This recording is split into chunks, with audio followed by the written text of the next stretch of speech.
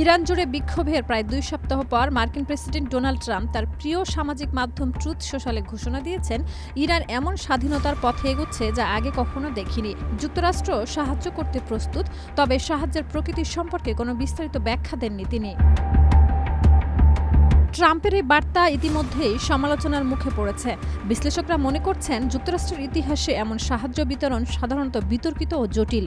বিশেষ করে ট্রাম্পের পূর্ববর্তী প্রশাসনই ইরানে কঠোর নিষেধাজ্ঞা আরোপ করেছে, যা দেশে মূল্যস্ফীতি বাড়িয়েছে এবং বর্তমানে বিক্ষোভের পেছনে অন্যতম কারণ।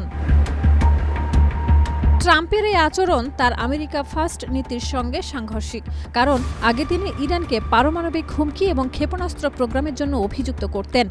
এখন তিনি নিজেকে ত্রাতা হিসেবে তুলে ধরছেন এবং আশ্বস্ত করছেন যে ইরান যদি শান্তিপূর্ণ বিক্ষোভকারীদের উপরে গুলি চালায়, যুক্তরাষ্ট্র হস্তক্ষেপ করতে প্রস্তুত।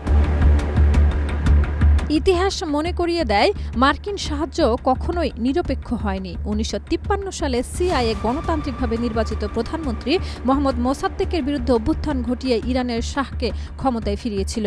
এই ঘটনায় নিপীড়নমূলক শাসন শুরু হয়, যা ১৯৭৯ সালের ইরানি বিপ্লবের মাধ্যমে শেষ হয়।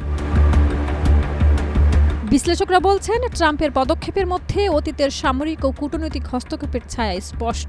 তিনি একদিকে সাহায্য দিতে প্রস্তুত বলছেন, আবার অন্যদিকে তার প্রশাসনের নীতিতে অতীতে বোমা হামলা, বিদেশি নেতৃত্ব অপহরণের ঘটনাও ঘটেছে। এর ফলে ইরানে যুক্তরাষ্ট্রের পদক্ষেপ নিয়ে ব্যাপক সন্দেহ তৈরি হচ্ছে।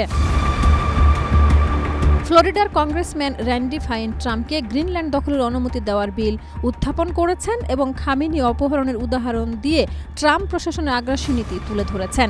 ট্রাম্পের সাহায্য প্রতিশ্রুতি অতীত ইতিহাসে বিতর্কিত ও জটিল। শাহিদা রুবি, মাই টিভি।